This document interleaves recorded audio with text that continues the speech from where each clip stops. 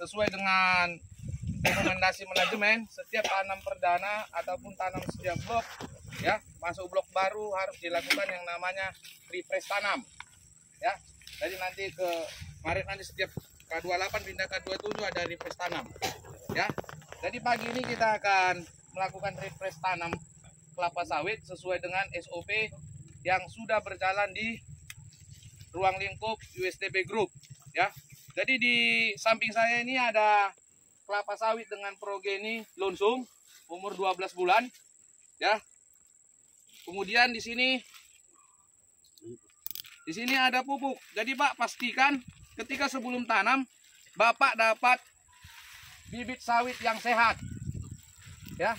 Jika ini ada gejala defisiensi, ada gejala serangan hama, silakan jangan ditanam, ya, tidak boleh ditanam. Ya, pastikan yang tertanam itu adalah bibit yang sehat. Kemudian di samping bibit tersebut pastikan ada 5 until.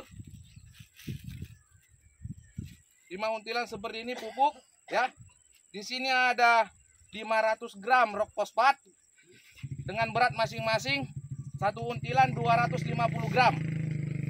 Kemudian di sini ada namanya trichoderma, ya, yang tujuannya untuk melindungi dan meningkatkan tanaman nantinya untuk cendawan patogen, ya, dalam hal ini trichoderma.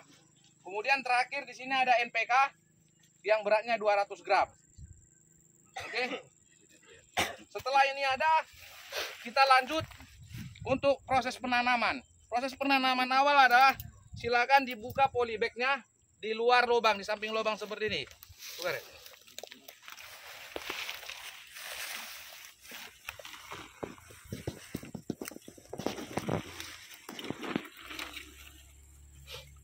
Bapak, langkah berikutnya adalah ambil RP 250 gram dan trichoderma 100 gram untuk diletakkan sebelum memasukkan bibit kelapa sawit. Dan dibuat di dasar, Pak. Pembuatan di dasar itu dikelilingkan modelnya.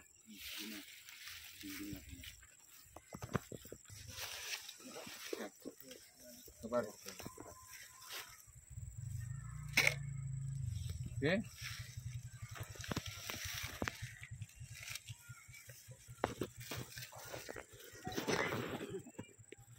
Trikonya. Triko pertama. Langsung.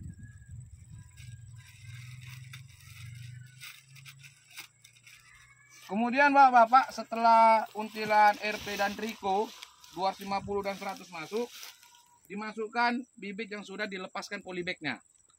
Ya, benar. Nah, dalam memasukkan ini tentunya juga harapannya untuk meletakkan tanaman ke dalam lubang dipastikan dia presisi sebisa mungkin di tengah, ya, supaya dia pada waktu pemadatan itu lebih mudah, ya. Jadi informasi lubang tanam tadi belum kami sampaikan, dia dimensi lubang tanam itu 50 dikali 40. 40 dalamnya, diameternya 50, ya, sehingga nanti pada saat pemadatan dia lebih dapat. Jadi setelah tanaman ini kita masukkan, dimasukkan tanah sampai kira-kira setengah polybag, ya, dimasukkan setengah polybag. Masuk.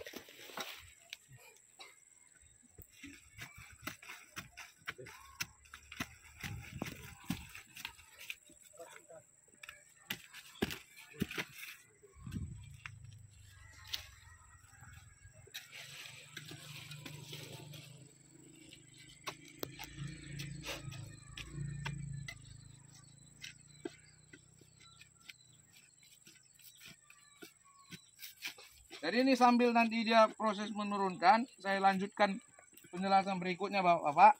Jadi ketika nanti dia sudah sampai setengah terisi tanah, kita melakukan pemadatan pertama, ya. Jadi metode pemadatan itu sebenarnya yang umum ada di gejik, ya. Bisa pakai gejikan, bisa juga pakai kaki. Itulah alasannya kenapa dibuat diameternya 50, supaya pada saat memadatkan bisa menggunakan kaki. Tuh, pakai kaki mereka. Nah, dipastikan digitukan Pak supaya dia tegak. Keliling.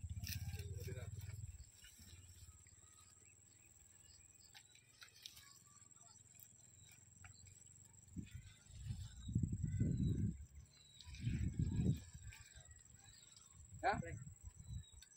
Setelah ini pemadatan tahap pertama, kita aplikasi kembali trichoderma dan RP yang kedua. Ya. Mana yang RP, mana trichoderma itu, Pak? Ini RP, ini trichoderma. Nggak tahu mereka.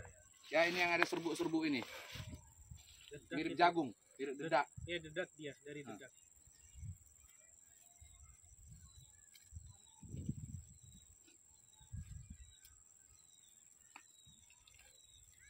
Tahu kan Joko?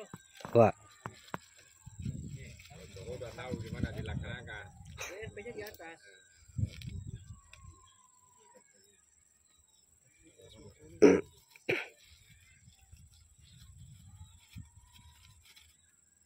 Coba kemudian dilakukan penutupan akhir sampai dia berada di leher. Cangkul mana cangkul? Di leher apa Pak? Di leher bibitnya.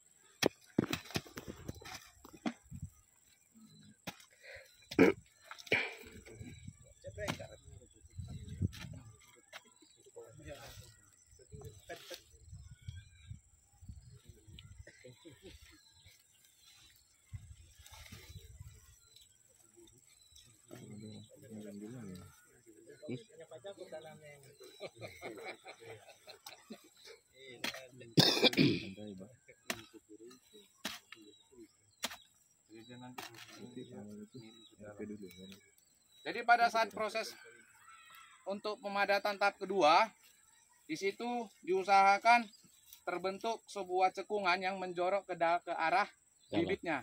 Jadi bentuknya seperti corong, tetapi tidak terlalu dalam. Tujuannya kenapa? Tujuannya adalah Menampung satu air. itu untuk menampung air. Ketika hujan dia bisa menampung ke dalam. Yang kedua, pada saat aplikasi pupuk tidak Larut. terbuang atau tercuci keluar sawit.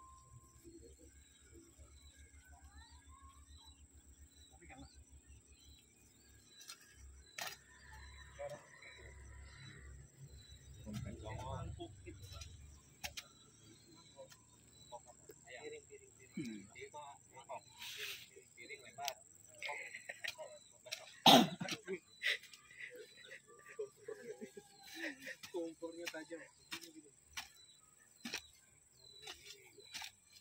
Giring ya? Giring, Red. Masih giring itu. Corong. Bukan congor. Belte.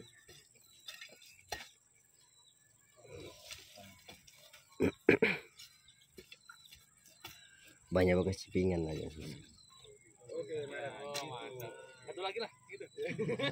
Jadi sebagai informasi tambahan Pak, berdasarkan pengalaman orang lapangan yang nanam Pak, ya, kalau nanam sawit itu lebih bagus cenderung dia namanya tercekik sendiri daripada memang pas-pasan. Tapi tercekik sedikit namanya, ya bukan dicekik semua.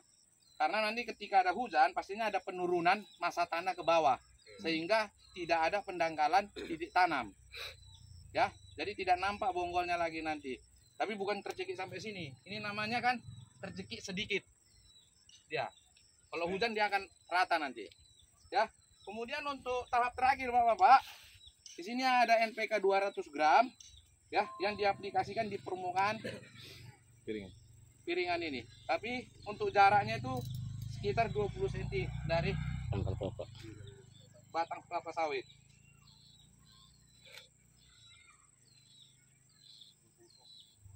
Jadi dia melingkar merata Pak, ya, broadcast. Kegunaannya apa itu, Pak? Yang mana? Itu. Untuk pupuk Pak. Biar Ya, sehat. ini untuk makanan dia Pak.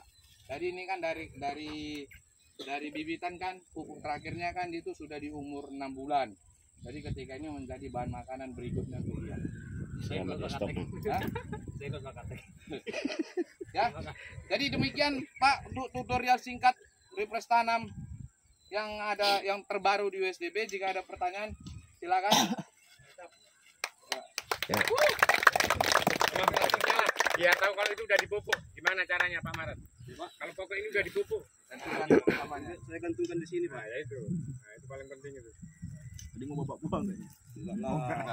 Sama rentang. Rumah ada sih. Jadi sekarang kita siapa ini? Ya, gimana?